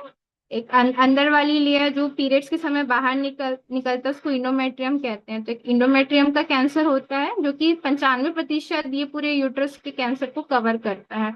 और एक होता है आपका अ, एक इंडोमेट्रियम कैंसर ही होता है, और एक आपका एडिनोकार्सिनोमा रहता है जो कि ओनली 5 सार्को सॉरी एडिनोकार्सिनोमा नहीं, सार्कोमा बोलते हैं। मतलब वो मसल्स का कैंसर रहता है, क्योंकि हमारे जो गर्भाशय है, जो हमारा यूट्रस है, उसमें भी 2 लाइनिंग रहती है। इनर लाइनिंग जिनको इंडोमेट्रियम कहते हैं, और बीच में जो लाइनिंग रहती है यूट्रस की, वो आपकी मसल्स की रहती है। तो ऐसे करके एक सार्कोमा, और जो कि 5% चांसेस रहते हैं कैंसर के, और जो आपके वो रहते हैं उसमें आपका 95% रहता है इंडोमेट्रियम का। एक्चुअली इंडोमेट्रियम कैंसर को ही हम लोग मतलब यूट्रस कैंसर या यूटेराइन कैंसर या गर्भाशय का कैंसर आम भाषा में बोल सकते हैं। जो परत रहती है गर्भाशय की, उसकी ही कैंसर को मोस्टली माना जाता है, क्योंकि वो 95% पूरा कैंसर को वो कवर करता है। तो इसके कारण यही सब रहते हैं। एक होता है पीसीओडी, आप पॉलीसिस्टिक ओवरियन सिंड्रोम। एक होता है हार्मोनल का इम्बैलेंस होना, इसका जो कॉज हो गया। एक होता है कि मोर देन 65 फीमेल्स हैं, अगर अगर उनका हार्मोनल इम्बैलेंस, मैं बता चुकी हूँ कि एस्ट्रोजन बहुत मतलब कोई भी कैंसर के लिए एस्ट्रोजन ही हार्मोन्स होते हैं जो कि प्रोन होते हैं कैंसर कराने के लिए। अगर आपने कभी कुछ टेस्ट कराया, अगर आपका एस्ट्रोजन लेवल बहुत ज्यादा अगर हाई आ रहा है आपकी इस एज में 50 में, तो कहीं ना कहीं वो आपको इंडिकेट कर रहा है कि आपको यूट्रस कैंसर हो सकता है ना। तो आपका हमेशा अगर एक एस्ट्रोजन कारण हो गया। एक होता है ओबिसिटी। होता क्या है, जो ओबीज रहते हैं जिनका ओवर वेट है ना, तो उनमें मतलब यूट्रस कैंसर होने का चांसेस ज्यादा रहता है, क्योंकि एस्ट्रोजन प्रोडक्शन उनमें से ज्यादा होता है जो ओबेज रहते हैं। और तीसरा कारण हो सकता है जेनेटिक। अगर हमारी फैमिली में कोई होंगी, है ना, हमारी माता, मम्मी, नानी या दादी को भी मैटरनल या पैटर्नल साइड में, दादा फैमिली में, नाना फैमिली में, अगर किसी महिला का ऐसा हिस्ट्री है, अगर उनमें कैंसर है, तो उसमें भी 4 से 5% चांसेस बढ़ जाते हैं उनको कैंसर होने का। अब एक होता है लीन सिंड्रोम। तो लीन सिंड्रोम भी कहीं ना कहीं उस कैंसर से मतलब जुड़ा रहता है। तो ये 2 3 मतलब इसके कारण हो गए हैं। अब हम इन्वेस्टिगेशन में कैसा पता करेंगे, तो ऑब्वियसली हम, पेट का कैंसर है तो हम एक पेल्विक सोनोग्राफी करा सकते हैं, यूएसजी करवा सकते हैं, और दूसरा है कि हम एक टुकड़े की जांच करके माइक्रोस्कोप में पता लगा सकते हैं कि कौन सा कैंसर है करके। तो ये एक प्रकार का बायोप्सी रहता है। और मान लो कि अगर कैंसर आपका स्प्रेड कर रहा है, किसी और ऑर्गन को जा रहा है, तो हम एमआरआई और सीटी स्कैन के थ्रू इस कैंसर को डिटेक्ट कर सकते हैं। अब इसमें कॉम्प्लिकेशन क्या क्या आ सकती है, तो जैसे मैंने सिम्टम में बताया था कि मेनोपॉज के बाद योनि के रास्ते से मतलब ब्लीडिंग होता है, मासिक धर्म के दौरान भी ब्लीडिंग हो सकता है। तो ब्लीडिंग होने की वजह से हम कॉम्प्लिकेशन में जा सकते हैं। एक तो एनीमिया, खून की कमी हो सकती है। और दूसरा रहता है कि हम टेस्ट के थ्रू मतलब प्रोब या ट्यूब इंसर्ट करते हैं, जैसे बायोप्सी में हम अंदर जांच करने के लिए, जिसको स्टोरोस्कोपी कहते हैं। उस दौरान भी हमारे यूट्रस का परफोरेशन मतलब छेद होने का चांसेस रहता है। तो ये कुछ कुछ कॉम्प्लिकेशन है। और जैसे कुछ लेडी में, भले मैं बोल रही हूँ कि 50 में कैंसर होता है, बट किसी किसी केस में आप अगर अपने फर्टिलिटी पीरियड्स पे हैं, मतलब कि आप जैसे कि 30 या 50 के बीच के एज में हैं, और अगर मान लो कि आप पे उस एज में हो गया कैंसर आपके कुछ हार्मोनल इम्बैलेंस की वजह से, तो उस वजह से फिर ऑप्शन इसमें यही रहता है कि यूट्रस को निकालना ही पड़ता है। इसका जो डेफिनेट सर्जरी, जो ऑप्शन ट्रीटमेंट है, वो यही है कि आपका यूट्रस को निकालना पड़ता है। तो उस केस में वही है कि आपको फिर इनफर्टिलिटी वाली इश्यूज आएंगी। तो ये 2-3 कॉम्प्लिकेशन है मतलब यूट्रस कैंसर के। और अब आता है इसको हम प्रिवेंट कैसे करें। तो जैसे मैं बता चुकी हूँ कि ओबेसिटी की वजह से होता है यूट्रस कैंसर, तो हमको अपना वेट रिड्यूस रखना है, प्रॉपर एक्सरसाइज करना है, मेडिटेशन, योगा, है ना, आपको मतलब फिजिकली एक्टिव रहना है। और साथ में आप जैसे ओसीपीज होते हैं जो हार्मोनल सप्लीमेंट्स, वो आप ले सकते हैं, क्योंकि हार्मोन्स के इम्बैलेंस की वजह से होता है। तो अगर हम हार्मोनल को सप्लीमेंट्स लेंगे तो वो बैलेंस करके रखेगा, तो चांसेस होने की कम रहती है। और साथ में आप नियमित स्क्रीनिंग करा सकते हैं। स्क्रीनिंग में भी जैसे कि आप ब्लड टेस्ट में CA-125 करके एक मार्कर्स होता है यूट्रस कैंसर का, तो आप वो अपने ब्लड टेस्ट में करवा सकते हैं। CA-125, तो उससे भी हम डिटेक्ट कर सकते हैं यूट्रस कैंसर को। और बाकी तो आप आपका पेल्विक सोनोग्राफी, MRI, ये सब मैं आपको बता चुकी हूँ, वो सब चीज से आप वो कर सकते हैं। और हर कैंसर का वही 4 स्टेज में ही रहता है, तो यूट्रस कैंसर का भी वही स्टेज 1, स्टेज 2, स्टेज 3, स्टेज 4 रहता है। जैसे स्टेज 1 में आपका जो कैंसर का जो ग्रो रहेगा वो ओनली यूट्रस तक ही रहेगा, अंदर तक। और स्टेज 2 में क्या रहेगा कि यूट्रस के वो आसपास के एरिया, जो पेल्विक एरिया रहती है, उनको कवर करने की कोशिश करेगा। फिर स्टेज 3 में है यूट्रस, यूट्रस को छोड़ के वो मतलब आपका वेजाइना वाला एरिया, नीचे वाला, और ये सब एरिया को, लिम्फ नोड्स हो गया, जो आसपास ब्लड के अलावा और भी नोड्स रहते हैं, वो सबको कवर करेगा।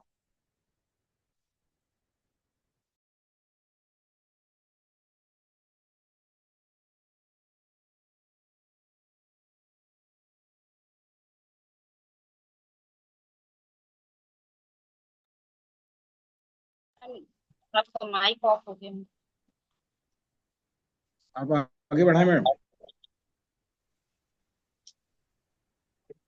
ठीक है, यस, तो थैंक ये यू छोटी सो मच। छोटी जानकारी थी।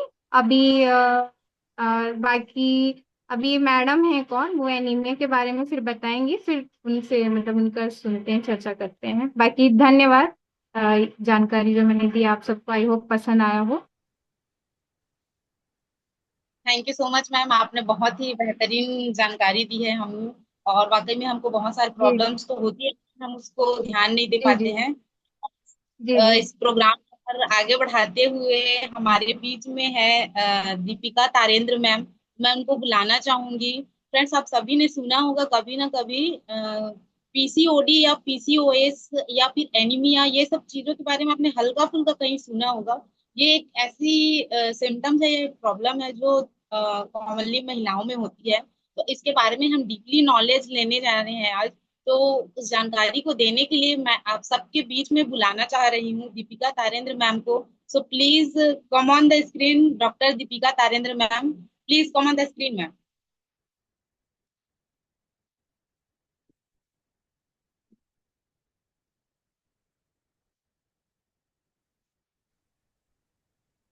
आप सभी को मेरा नमस्कार। आप सबको मेरी आवाज आ रही है? यस यस, मैम, क्लियर है यस। मैम। आ रही है। आप सब कैसे हैं? Loud and clear. मैं आशा करती हूँ कि आप सभी बहुत अच्छे होंगे, स्वस्थ होंगे। ठीक। आज मैं एक बहुत ही कॉमन समस्या पीसीओडी के बारे में आप सबसे आपसे बात करने जा रही हूँ। जो फीमेल्स में बहुत कॉमन समस्या है, जो हर तीसरे चौथे लड़कियों को, फीमेल महिलाओं को हो जाता है। और इसके बारे में हर किसी को पता है कि पीसीओडी क्या है, पीसीओएस क्या है। तो उसके बारे में मैं आपको आज डिटेल जानकारी देने जा रही हूँ, है ना। तो चलिए जानते हैं कि पीसीओडी क्या है। पीसीओडी एक पॉलीसिस्टिक ओवेरियन डिसीज है। इसी को हम लोग पॉलीसिस्टिक ओवेरियन सिंड्रोम भी कहते हैं, है ना। सिंड्रोम का मतलब ये होता है कि एक कलेक्शन ऑफ, मतलब एक सिंड्रोम में ऐसा होता है कि मल्टीपल डिसीज हो जाते हैं उसमें, है ना। तो इसलिए उसको सिंड्रोम कहा जाता है। और ये एक कोई डिसीज नहीं है, एक हमारे शरीर का एक कंडीशन है। तो इसमें हमको, अगर किसी को पीसीओडी हो जाता है, पीसीओएस हो गया है, तो इसमें डरने और घबराने की बात नहीं है। इसमें आपको समझना पड़ेगा कि ये एक कंडीशन है। ठीक है। तो आइए हम जानते हैं कि पीसीओडी होता क्यों है, उसका कारण क्या है। पहले के जमाने में ये होता था कि हम लोग क्या करते थे, कुछ भी काम रहता था तो हमको हमारा फिजिकल एक्सरसाइज होता रहता था। जैसे हमको कुछ काम करना है, पानी लेने जाना है, तो हम लोग चलते रहते थे। पहले जमाने में ये होता था कि बाहर चल के हम पानी लेके आ रहे हैं, कुछ भी काम हो रहा है तो हमको बाहर जाना है, तो हमारा ऐसा वॉक होता रहता था। और अभी ऐसा हो गया है, अभी के जमाने में ऐसा हो गया है कि हर चीज हमको सुविधा चाहिए, जो हम लोग कर नहीं पाते हैं। फिजिकल एक्सरसाइज हो नहीं पाता है हमारा, चलना फिरना नहीं हो पाता है, हम लोग एक जगह बैठे रहते हैं, एक चेयर पे बैठे हैं। ये भी एक कारण है ना। और दूसरा कारण ये है कि मेंटल स्ट्रेस। हम लोग आजकल ऐसा हो कि छोटी छोटी बातों को इतना सोचते हैं, ये भी एक बहुत बड़ा कारण हो सकता है ना। और बाहर का जंक फूड लेना, हम लोग क्या करते हैं, बाहर का बहुत खाना खाते हैं। ऐसा है कि हमको बाहर का खाना को अवॉइड करना है, ये सब रीजन है। तो ये सब नहीं करना है। अब आपको पता कैसे चलेगा कि आपको पीसीओडी है, पीसीओएस है। तो मैं आपको लक्षण बताती हूँ। जैसे कि सबसे कॉमन समस्या लक्षण इसमें ये है कि आपको पीरियड्स टाइम पे नहीं आएगा, जैसे कि डिले होते जाएगा। हर महीने रेगुलर मेंसेस नहीं रहेंगे आपके, 2 महीने तक आएंगे, फिर कंटिन्यू रहेगा, फिर 1 महीने 1.5 महीने गैप हो जाएगा, फिर तीसरे महीने पीरियड्स आएगा। तो ये हम इसको इरेगुलर मेंसेस कहते हैं। तो ये हो गया। और दूसरा ये कि हमको फेशियल हेयर ग्रोथ, हमारे फेस पे हेयर बहुत ज्यादा हो जाएंगे। तो ये अगर है आपको, तो हम समझ सकते हैं कि हमको पीसीओडी है। और दूसरा कि वेट अचानक से हमारा इतना ज्यादा बढ़ते जाएगा, वेट बहुत ज्यादा बढ़ेगा, है ना। और पिंपल्स बहुत ज्यादा आएंगे आपको। पिंपल्स अगर एकदम ज्यादा आ रहे हैं तो हमको समझ जाना है ना। और हेयर लॉस बहुत ज्यादा होगा, आपको मूड स्विंग होता रहेगा। ये हमारे पीसीओडी का लक्षण है ना। तो अब मैं आपको बताती हूँ कि पीसीओडी कैसे होता है। हमारे महिलाओं में गर्भाशय होता है। मैम अभी हमको बताई है, मेंस्ट्रुअल साइकिल के बारे में इतने अच्छे से जानकारी दी है। तो गर्भाशय में ओवरीज होते हैं। ओवरीज में क्या होता है, ओव्यूलेशन होता है हर महीने। ओव्यूलेशन होता है, एग्स बनते हैं, है ना। तो उसके थ्रू हमको पीरियड्स आता है हर महीने। 3 से 4 दिन फ्लो रहता है, किसी को 3 से 4 दिन रहता है, किसी को 6 से 7 दिन रहता है। लेकिन अगर ओवरीज में गांठ बन जाती है, छोटे छोटे सिस्ट बन जाते हैं, जिसकी वजह से ओवुलेशन प्रॉपर हर महीने नहीं हो पाता है, तो ये एक रीजन है कि हमको मेंसेस नहीं आते हैं।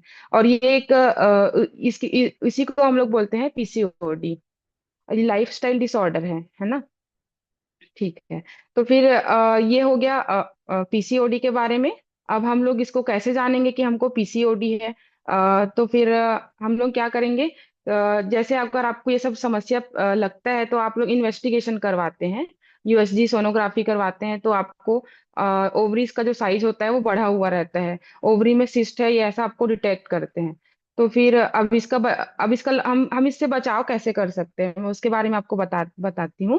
कि ये एक लाइफ स्टाइल डिसऑर्डर है, हार्मोनल इम्बैलेंस की वजह से ये पीसीओडी हमको होता है ना। लाइफ स्टाइल डिसऑर्डर का मतलब ये होता है कि अगर आप अपना लाइफ स्टाइल डिसऑर्डर में ये होता है कि आप कंटिन्यू एकदम आरामदायक जीवन शैली अपना रहे हैं, कहीं ना कहीं आप थोड़ा भी वर्कआउट नहीं कर रहे हैं, फिजिकल एक्टिविटी बिल्कुल भी नहीं हो रही है, जिसकी वजह से हार्मोनल इम्बैलेंस होता है। हार्मोन्स के बारे में मैम अभी आपको जानकारी दी है।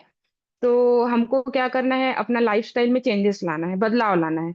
कैसे लाना है, कि हमको डेली 30 मिनट आपको पैदल चलना है, और एक्सरसाइज करना है, योगा करना है, व्यायाम करना है। आप डेली सूर्य नमस्कार करिए, अपने आप को समय दीजिए, कम से कम मतलब थोड़ा देर अपना समय निकाल के रोज योगा करिए, व्यायाम करिए, सूर्य नमस्कार करिए, भुजंग आसन कर सकते हैं आप, है ना। और अपने खाने पीने पे ध्यान रखिए। जंक फूड, बाहर का जितना भी मसालेदार भोजन है, वो सब हमको बिल्कुल भी नहीं खाना है। ये सब अगर अवॉइड अवॉइड करते हैं आप, तो फिर आप इससे बच सकते हैं, है ना। और बाकी फिर ऐसा होता है कि ना, पीसीओडी होने के बाद में प्रॉब्लम ज्यादा बढ़ जाती है। फिर उसके बाद में धीरे धीरे वो क्या करता है, इंसुलिन रेजिस्टेंट हो जाता है पीसीओडी होने से। तो आगे चल के हमको डायबिटिक मेलाइटस, शुगर होने का चांसेस है, बीपी बढ़ने का प्रॉब्लम हो सकता है, कोलेस्ट्रॉल आपका बढ़ सकता है। ठीक है। तो ये हो गया पीसीओडी के बारे में। हाँ, और एक और बात बता देती हूँ कि पीसीओडी को WHO मतलब वर्ल्ड हेल्थ ऑर्गेनाइजेशन में रखा गया है endocrine and nutritional metabolic disease के अंदर। ठीक है। अब मैं चलती हूँ एनीमिया की तरफ। आप सबको मेरी आवाज आ रही है ना? यस मैम, क्लियर है मैम, कंटिन्यू। जी। अब मैं चलती हूँ एनीमिया की तरफ। एनीमिया एक ये भी एक बहुत ज्यादा फीमेल्स में होने वाला बहुत कॉमन समस्या है। एनीमिया मतलब आप मैं आपको समझाना चाहती हूँ कि एनीमिया मतलब ये होता है कि खून की कमी होना, है ना। एनीमिया हीमोग्लोबिन ब्लड ब्लड हमारे लिए कितना आवश्यक है। ब्लड क्या करता है हमारे पूरे शरीर में पहुंचकर पोषक तत्वों को हमारे शरीर तक पहुंचाता है। ब्लड में हीमोग्लोबिन होता है। हीमोग्लोबिन पूरे शरीर में पूरे ऑर्गन्स में पूरे शरीर के हर पार्ट्स में जाके हमको ऑक्सीजन पहुंचाता है और पोषक तत्वों की कमी को पूरा करता है। लेकिन अगर हमारे शरीर में ब्लड ही कम रहेगा तो हमको पोषक तत्व मिल नहीं पाएगा, ऑक्सीजन ऑक्सीजन पहुंच नहीं पाएगा, जिसकी वजह से हमको बहुत सारी समस्या होती है। और ये फीमेल्स में बहुत ज्यादा देखने को मिलता है मेल्स के कंपेयर में। फीमेल्स में इसलिए अब इसका कारण क्या है कि फीमेल्स में ये बहुत ज्यादा इसलिए दिखाई देता है क्योंकि हर महीने हमको पीरियड्स फ्लो हो रहे हैं। 3 से 4 दिन हमको पीरियड्स हो रहा है उसकी वजह से। और फीमेल्स क्या करती है, अब जो वर्किंग रहती है जो काम पे जाती है वो अपना ध्यान नहीं रख पाते हैं, डेली एक्सरसाइज नहीं कर पाते हैं। और दूसरा दूसरा सबसे मेन कारण है न्यूट्रिशनल, है ना, न्यूट्रिशनल डेफिशिएंसीज की वजह से। उसमें क्या होता है कि हम अपना ध्यान नहीं रख पाते हैं खाने पीने पे, ध्यान नहीं दे पाते हैं, विटामिन B12 की कमी हो जाती है और खाने पीने पे ध्यान नहीं देते, उसकी वजह से मेन कारण है एनीमिया, एनीमिया का होना, है ना। तो फीमेल्स में मैं आपको बताती हूँ क्राइटेरिया है एनीमिया का। कौन कौन से क्राइटेरिया में आपको एनीमिया बोला जा सकता है। पहले तो अगर आपको जैसे अगर आपको 12 ग्राम ब्लड है, HB अगर आपका 12 ग्राम है तो आप एकदम नॉर्मल है, स्वस्थ है।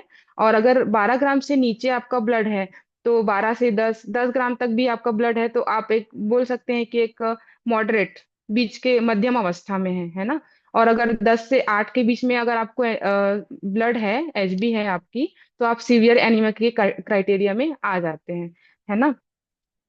अब मैं इसका कारण आपको अभी कारण बताई हूँ कि मेंटल स्ट्रेस की वजह से भी होता है, खाने पीने पे ध्यान नहीं रख पाते हैं, ये सब चीजें हैं, है ना। अब आपको मैं इसका लक्षण बताती हूँ कि आपको एनीमिया हुआ है ये आपको कैसे पता चलेगा। तो मैं आपको लक्षण बताती हूँ कि आपको जब थोड़ा सा भी आप अगर आगे मतलब चलते हैं, थोड़ी थोड़ी देर में आपको थकान होना, हाथ पैर में झुनझुनी महसूस होना, है ना। और चक्कर आना, अचानक से हाथ पैर में दर्द होना। और फिर उसके बाद में ऐसा है कि चेहरे और होठ में पीलापन दिखाई देना, आपको पेलनेस दिखेगा, है ना, पीला पीला आपका शरीर दिखेगा, हाथ पैर में आपको पीला पीला दिखेगा, नाखून भी देखेंगे तो आपको पीला पीला दिखेगा।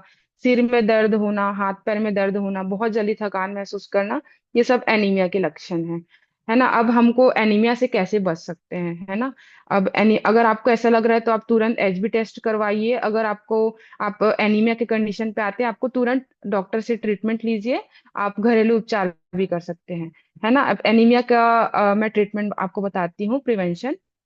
आपको डेली मतलब गुड़ खाना है, चना खाइए, घरेलू उपचार करिए, गुड़ खाइए, चना खाइए, आयरन युक्त भोजन करिए, फॉलिक एसिड युक्त खाइए, वो खाइए, भोजन करिए, है ना। चुकंदर खाइए, अनार खाइए, चना खाना है आपको डेली, और पालक खाना है। और फिर एक्सरसाइज कीजिए, और खाना खाने के तुरंत बाद चाय कॉफी बिल्कुल नहीं पीना है, ये सब भी एक कारण है एनीमिया होने का। ठीक, थैंक यू।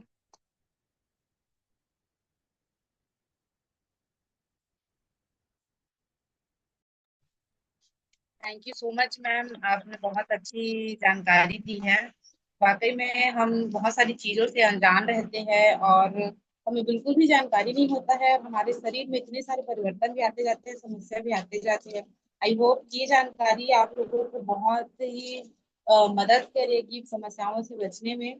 तो इस प्रोग्राम को हम और आगे बढ़ाते हुए हमारे बीच में मैं बुलाना चाहूंगी एक ऐसी पर्सनालिटी को जो हमें जानकारी देंगे कि अभी तो हमने इतने सारे प्रॉब्लम्स के बारे में जाना है, जैसे कि मासिक धर्म से संबंधित समस्याएं हैं या फिर लीवर कैंसर से संबंधित समस्याएं हैं। तो हम उसका निदान कैसे कर सकते हैं, घरेलू उपचार, ये तो मैडम ने बताया। मेडिकल से भी हम कैसे उसका इलाज कर सकते हैं उसके बारे में भी बताया है।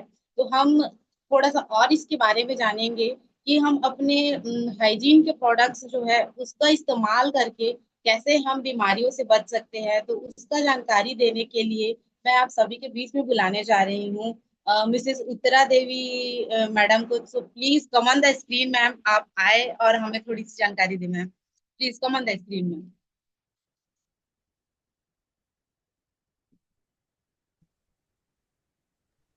जी, आप सभी को नमस्कार। आवाज आ रही है? हाँ यस जी। मैम। आवाज आ रही है? यस, आवाज आ रही है। जी, मैडम लोगों का बहुत बहुत धन्यवाद कि हमें इतनी सारी जानकारियों का अवगत कराए।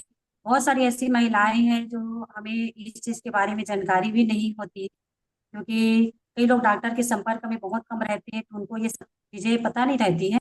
और जब दिक्कत आती है तभी हम डॉक्टर के पास जाते हैं। अपना स्वास्थ्य यदि बढ़िया रहता है तो हम डॉक्टर की सलाह भी लेना नहीं चाहते हैं, क्योंकि प्रॉब्लम आती है तभी हम उस चीजों का निदान खोजते हैं। तो इसलिए मैडम लोगों का बहुत बहुत धन्यवाद। वुमेन हाइजीन डे के आज अवसर पर हम महिलाओं को मासिक धर्म और स्वच्छता के बारे में बहुत अच्छे से जानकारी दी, और पीसीओडी के बारे में भी जानकारी दिया, एनीमिया के बारे में जानकारी दी। तो बहुत अच्छा लगा जानकारी लेकर। और मैम ने जो मासिक धर्म के बारे में बताया कि मासिक धर्म के दौरान हमें स्वच्छता कितनी बहुत जरूरी है, क्योंकि स्वच्छता नहीं होने की वजह से ही या हाइजीन मेंटेन नहीं होने की वजह से ही अभी महिलाओं में, लड़कियों में ये सब दिक्कतें बहुत ज्यादा हो रही है। एक थोड़ा सा मैं जानकारी देना चाहती हूँ। कल परसों हम लोगों को जो मीटिंग हुआ था उसमें बताया जा रहा था कि महीने में 300 महिलाओं को आपका सर्वाइकल कैंसर का प्रॉब्लम निकल, एक महीने के सर्वे के हिसाब से उसमें से 200 महिलाओं की डेथ हो रही है। दिन का 24 घंटा जो होते हैं उसमें से 8 मिनट में एक महिलाओं को सर्वाइकल कैंसर का प्रॉब्लम निकल रहा है। तो ये महिलाओं और लड़कियों के लिए बहुत दयनीय स्थिति है। अभी तो इतना है, आगे बहुत ज्यादा और इसका प्रॉब्लम बढ़ सकता है, तो हमें स्वच्छता में विशेष ध्यान देनी चाहिए। और मैडम लोगों का बहुत बहुत धन्यवाद। और मैं भी थोड़ा सा अपना सलाह देना चाहती हूँ, जितनी भी हमारी माताएं बहनें हैं उनको, कि हमें सैनिटरी पैड हमेशा यूज करनी चाहिए। कपड़ा को कहीं न कहीं डिस्कार्ड कर दिया गया है। सैनिटरी पैड जैसे हम यूज करते हैं तो उसमें जो कॉटन की पैड होती है उसका ही उपयोग करनी चाहिए, क्योंकि कॉटन के पैड में जलन, रैसेस, ऐसे इन्फेक्शन होने के चांसेस बहुत कम रहते हैं। मार्केट में बहुत सारे पेड़ आते हैं जो प्लास्टिसाइज के होते हैं, तो कुछ पेड़ों को हमें जांच पड़ताल कर लेनी चाहिए कि हमारी बॉडी के लिए कौन सा पैड उचित है। उचित पैड उपयोग करेंगे तो जो आपका सर्वाइकल कैंसर है, ईस्ट कैंसर है, या यूरिन इन्फेक्शन की प्रॉब्लम है, वाइट डिस्चार्ज की प्रॉब्लम है, ऐसे दिक्कतें पीरियड्स के दौरान बहुत सारी महिलाओं को होती हैं। और ऐसी दिक्कतें मेरे को भी हुआ था। लेकिन इन चीजों से यदि हमें बचना है तो कॉटन का पैड यूज करना हमें बहुत जरूरी है। कुछ पैडे मेरे पास अवेलेबल है, जिसको मैं कुछ माताओं को, बहनों को दिखाना चाहती हूँ। ये जो एक कॉटन की पैड होती है इसका इस्तेमाल करना चाहिए। इसके ऊपरी जो परत होती है प्योर कॉटन की होती है। और एक पैड और,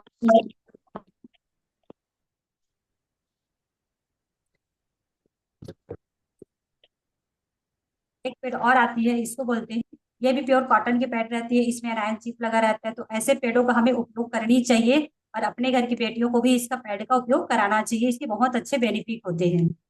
और दूसरी चीज होती है, मैडम ने बताया कि हार्मोन्स इम्बैलेंस होते हैं, जिसकी वजह से हमें वाइट डिस्चार्ज, यूरिन इन्फेक्शन की प्रॉब्लम होती है, जैसे खासकर खुजली, जलन, इन्फेक्शन, ऐसे बहुत सारी दिक्कतें आती है पीरियड्स के दौरान महिलाओं को। तो स्वच्छता के लिए पीएच लेवल इनबैलेंस ना हो, पीएच लेवल को बैलेंस करने के लिए हाँ, स्वच्छता में विशेष ध्यान देने की जरूरत है महिलाओं को, लड़कियों को। तो पीएच लेवल बैलेंस करने के लिए जैसे हमारी बॉडी के हर पार्ट के लिए अलग अलग चीज बनाई गई है। जैसे बाल के लिए हमारा शैम्पू आता है, फेस के लिए फेस वॉश आता है, बॉडी क्लीन करने के लिए हमारा बॉडी वॉश और सोप आता है।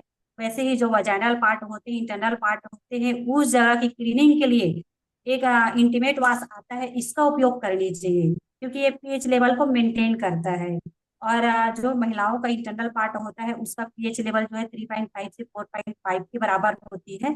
तो इसको पीएच लेवल को बैलेंस करने के लिए इंटीमेट वॉश यूज करनी चाहिए, क्योंकि इसमें आपका लोटस एक्ट्रेस होता है जो हमारी इंटरनल पार्ट को मॉइस्चराइज करता है, और लैक्टिक एसिड होती है जो पीएच लेवल को बैलेंस करता है। टी ट्री आइल होती है जो है एंटी फंगल इन्फेक्शन, मैम ने अभी बताया कि महिलाओं का जो इंटरनल पार्ट होता है वो पीरियड्स के दौरान गीले होते हैं, नमी होती है उस जगह पर, तो बैक्टीरियल इन्फेक्शन होने के चांसेस 100% रहता है।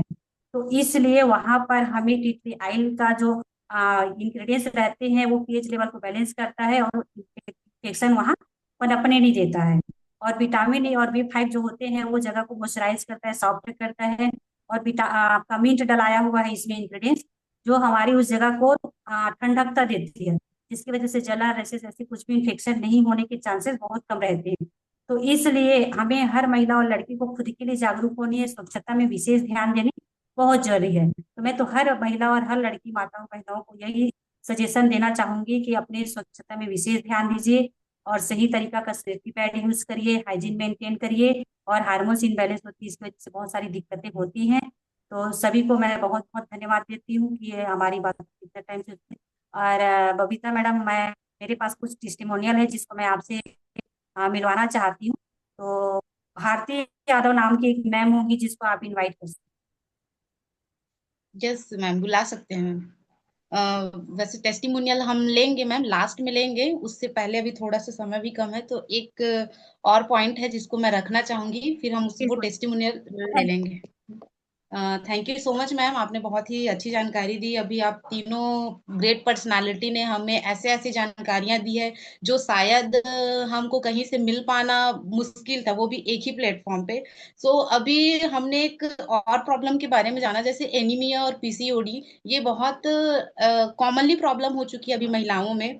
तो इसके बच बचाव के लिए हमारे पास ऐसी एक जादुई प्रोडक्ट, उसको हम बोल सकते हैं, जो कि पीसीओडी और एनीमिया में ही नहीं बल्कि और भी बहुत सारी ऐसी प्रॉब्लम्स है, जैसे बालों का झड़ना, कमर में दर्द और ना जाने कितनी सारी प्रॉब्लम्स, जिसको बचाने में हमें वो मदद करता है। तो उसकी डीपली जानकारी देने के लिए मैं हम सबके बीच में बुलाना चाहूंगी एक ग्रेट पर्सनालिटी, जमुना पटेल जी को। So please come on the screen, आप आए और हमें न्यूट्री चार्ज वुमेन के बारे में थोड़ी सी जानकारी दे। Please come on the screen.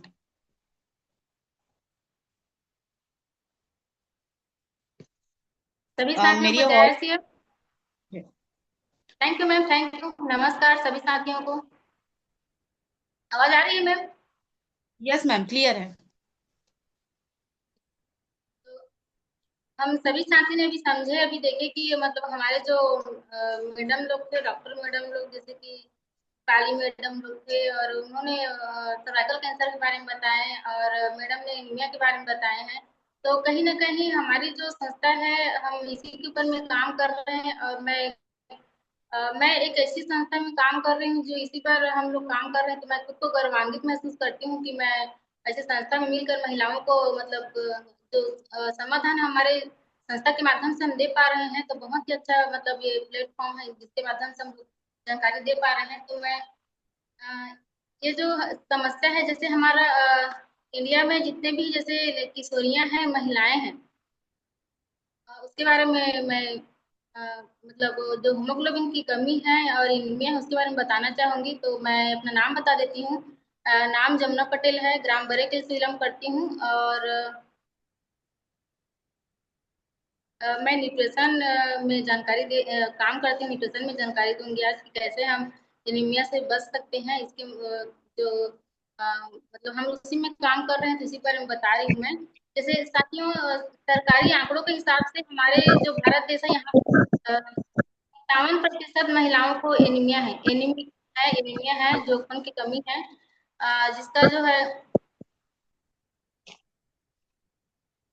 इसका मुख्य कारण जो है ना, अभी हम लोगों ने समझे कि मैडम लोगों के माध्यम से क्या कारण बताए हैं। जैसे बाल झड़ना, ये बहुत सारी समस्याएं जो होती है उसका मुख्य कारण है। जैसे हमारे खाने में आयरन, फोलिक और विटामिन की कमी है, उसको हमें पूरा नहीं कर पा रहे हैं। हमको बहुत सारा समस्याएं होती है। इसका जो समस्याएं है, इसका समाधान क्या है? तो इसका जो समाधान है, हम जैसे हमारे जो भोजन है, इसे ये हमारे भोजन के कारण ही है। जैसे कि भोजन में सही हम पर्याप्त आहार नहीं ले पा रहे हैं। हमारा जो लाइफ स्टाइल है, इसमें भी हम सही हमारा जो पोषक है उसको हम नहीं कर पा रहे हैं। इस कारण हमारा जो शरीर में है वो पोषक की कमी की वजह से कई सारा परेशानी बनी रहती है। इनमें का कारण यही है।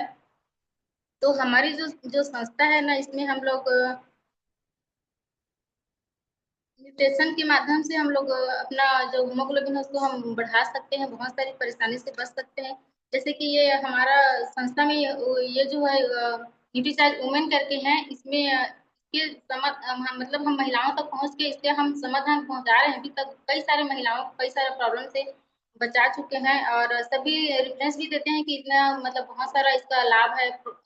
जैसे बालों का झड़ना है, कमर दर्द हो रही है और बहुत सारा जैसे फेस स्किन में मतलब निखार नहीं आ रही, कई सारा प्रॉब्लम है। तो इस प्रॉब्लम का समाधान जैसे कि हम लोग मार्केट में जाते हैं तो बताते हैं कि जैसे कि हीमोग्लोबिन की कमी हमारा जो है ना ये इतना रहना चाहिए, तो हम लोग अपना टूल्स के माध्यम से बताते हैं। जैसे कि हमारे सिस्टम हमारी जो संस्था हमें जो टूल्स दिए हैं उस टूल्स के माध्यम से हम बताते हैं कि जैसे कि WHO के रिसर्च के अनुसार जैसे 12 से 16 अभी जैसे मैडम ने बोली है जो एनीमिया जैसे कि बताया है कि कमी है, वो 12 से 16 के बीच में हमारा ब्लड रहेगा तभी वो नॉर्मल है ऐसा करके। तो उसी तरह हम बताते हैं, तो बहुत सारी महिलाओं तक पहुंचते हैं तो बोलते हैं कि बहुत ही कम रहता है, किसी का 7-8 ग्राम रहता है, किसी का 10-11 ग्राम रहता है। तो हम बोलते हैं कि अभी जो हमारा एनीमिया है ये हमको खुद को पता नहीं रहता। कई सारी महिलाएं जो हमें मतलब पता ही नहीं रहता है कि हमारा हीमोग्लोबिन कितना रहना चाहिए ऐसे करके। तो हम घर घर तक 1 to 1 डोर-टू-डोर जाते हैं और बताते हैं और जानकारी देते हैं। तो हमारी संस्था में जो न्यूट्रीचार्ज वुमेन है इसके कई सारे लाभ है।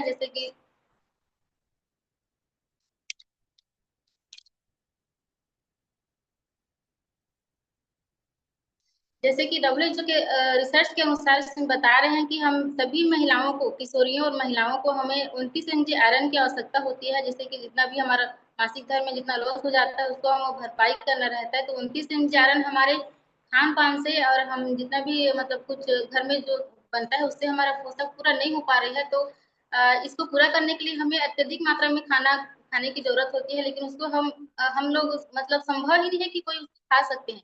तो इसका जो उपाय है जैसे कि न्यूट्रिशन, जैसे कि हमारे बीच में न्यूट्रीचार्ज है, न्यूट्रीचार्ज में जो 21 mg आयरन है ये सबसे ज्यादा अवशोषित होने वाला 21 mg आयरन इसमें डाला हुआ है। फेरस बिस्नाइनेस करके इसमें है जो सबसे ज्यादा मतलब हीमोग्लोबिन बढ़ाने में काम करती है। 90% इसमें अवशोषित होती है हमारे जो शरीर है इसमें। इसलिए इसमें जो हीमोग्लोबिन है हमारा बहुत ही मतलब स्पीड से, जैसे कि 3 माह में कंप्लीट 3 माह में हमारा जो है ना 2.5 ग्राम से 3 ग्राम ब्लड मतलब इसमें बढ़ती है।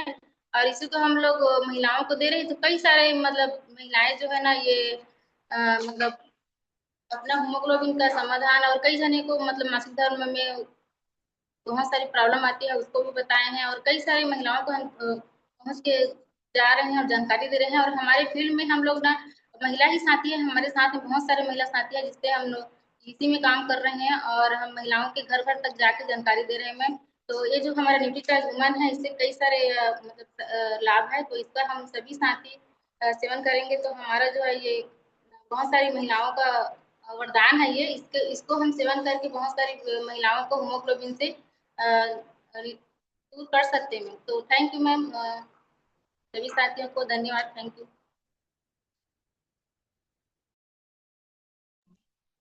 Thank you so much ma'am, आपने बहुत अच्छी जानकारी दी है। अब हम लास्ट कड़ी में पहुंच चुके हैं, वैसे हमारे पास समय थोड़ा सा कम बचा है तो हम जल्दी जल्दी इसको प्रोग्राम को कंप्लीट करेंगे। मैं टेस्टिमोनियल के लिए बुलाना चाहूंगी। मैं चाहूंगी कि सभी साथी जो टेस्टिमोनी देना चाह रहे हैं, अपना फील्ड रखना चाह रहे हैं वो हैंड रेस करें। और अभी उत्तरा मैडम ने कहा था एक साथी को जो है टेस्टिमोनियल के लिए, तो मैं सबसे पहले उनको बुलाना चाहूंगी। मैम क्या नाम बताया था मैम आपने? भारती यादव। भारती यादव मैम। प्लीज आप सबसे पहले आप आए मैम और हमारे सामने टेस्टिमोनियल रखें।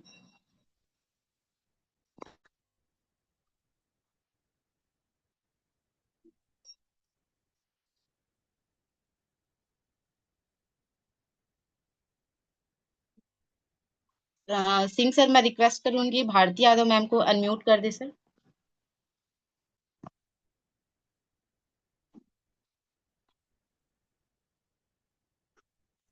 भारती मैडम लिंक भेजा जा रहा है, आपको अनम्यूट करेंगे। यस, हो गए हैं, अनम्यूट हो गए हैं। जी भारती मैडम प्लीज बताइए। मैम आप फिर से म्यूट हो गए।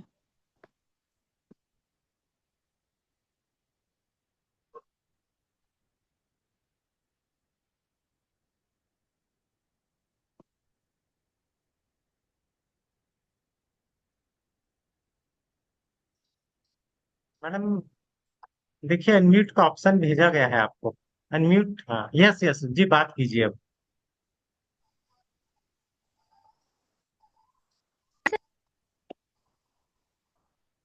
हेलो जी, मेरा नाम भारी यादव है। मैं छोटी से गांव से हूँ, बताया कैसे है ना। और मैं भी है ना, मैं भी जैसे मार्केट में आता है फैंसी इन गुजरी हूँ है। इससे मेरे मेरे है ना। और ये वाला पेड़ आना चालू की, इसे मेरे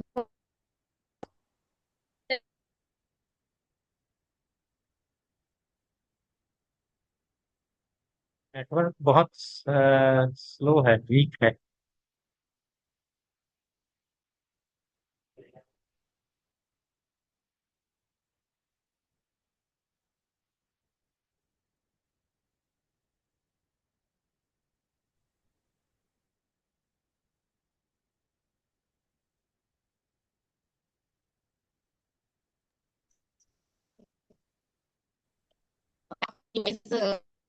क्लियरली पहुंच नहीं पा रही हूँ। तो मैं कुछ साथियों से रिक्वेस्ट करूंगी, अगर वो अपना फीडबैक ये देना चाहेंगे या टेस्टिमोनी देना चाहेंगे तो अपना हैंड रेज कर लीजिए। समय कम है तो हम एक एक मिनट का ही समय लेंगे। सो प्लीज अपना अपना हैंड रेज कर लीजिए जो भी साथी टेस्टिमोनी देना चाहेंगे। बबीता मैम, एक अहिल्या मैडम है सरसीवा से, वो भी अपना टेस्टिमोनियल देना चाहते हैंड रेज कर लेंगे तो आसानी हो जाएगा मैडम यस उनको। मैम, आप आइए। हैं। होगा तो देख लीजिए।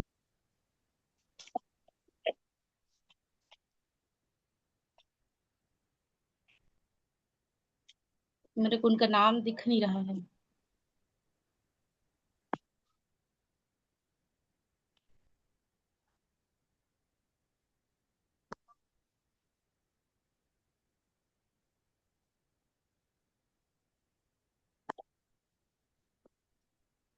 अहिल्या मैडम, अगर आप है तो अपना हैंड रेस कर लीजिए मैम। मैं तब तक टेस्टिमोनी देने के लिए एक छोटा सा हमारे बीच में संतोषी साहू मैडम है, मैं उनको बुलाना चाहूंगी। मैडम, आप एक मिनट में अपनी बात रखेंगे, please command the screen ma'am.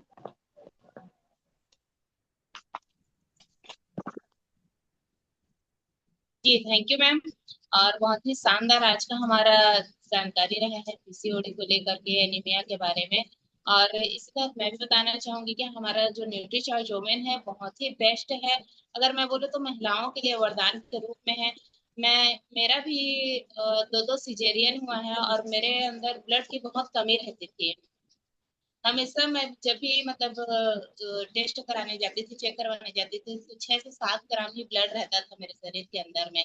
और मेरे दोनों डिलीवरी जो है सिजेरियन ही हुआ है ब्लड की कमी के नाम से। लेकिन जब से मैं न्यूट्रीचार्ज वोमेन लेना शुरू की हूँ तो हमेशा मेरे अंदर में 11 ग्राम रहता है ब्लड जो है।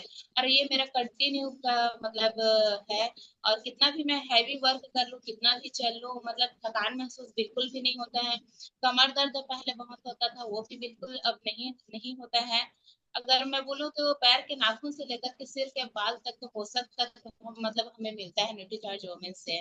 तो thank you so much ma'am, over to you.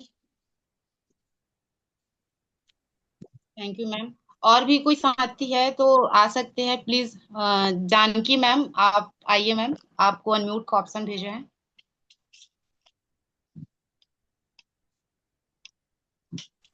सभी साथी को नमस्कार, जय आरती।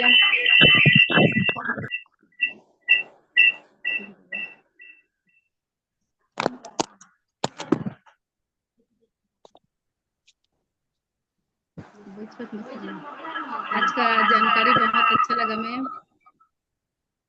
मैम, वहाँ पे शायद एक और मोबाइल पे आपका मीटिंग ऑन है, तो या तो उसको आप थोड़ा सा दूर रख दिया फिर ना ऑफ कर देंगे तो वॉइस अच्छी आएगी। आज का जानकारी बहुत अच्छा लगा मैम। और जैसे अभी हम लोग जो न्यूट्रिशन दे रहे हैं ना, न्यूट्रीचार्ज वोमेन, तो हमारे जो यहाँ हैं आए हैं तो वो लोग भी ले रहे हैं। और किसी को ले लूं क्या मैम पूछने के लिए? Yes ma'am.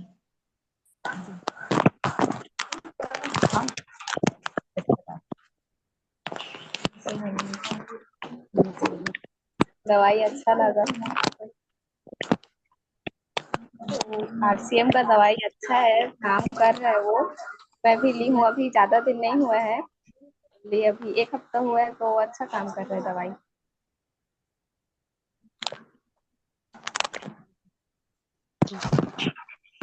Thank you ma'am. Lalita madam, Lalita Manikpuri ma'am, please आइए आप। Yes, thank you so much ma'am. Ma'am मेरी वॉइस क्लियर है ना? Yes, clear. जी, thank you so much ma'am.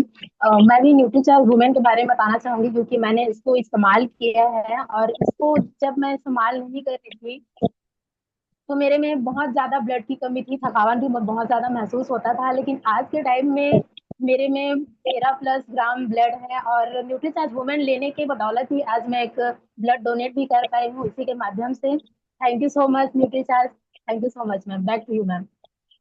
Thank you ma'am. Next मैं लूंगी दिनेश के ठाकुर मैम को। आप आइए मैम। साथियों नमस्कार, जय आर श्री राम। मैं श्री ठाकुर, ग्राम भगवान अर्जुनदा, छत्तीसगढ़ से बिलोंग करती हूँ। मैं आज मैडम जी ने बहुत जानकारी दिया।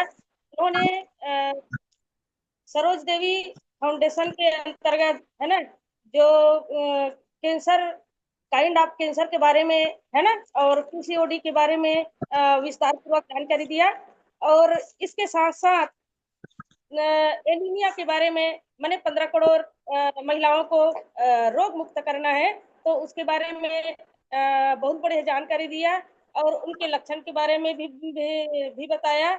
और उनके साथ साथ उनका निदान जो हमारे न्यूट्री चार्जा ओमेन से कंप्लीट होता है ना।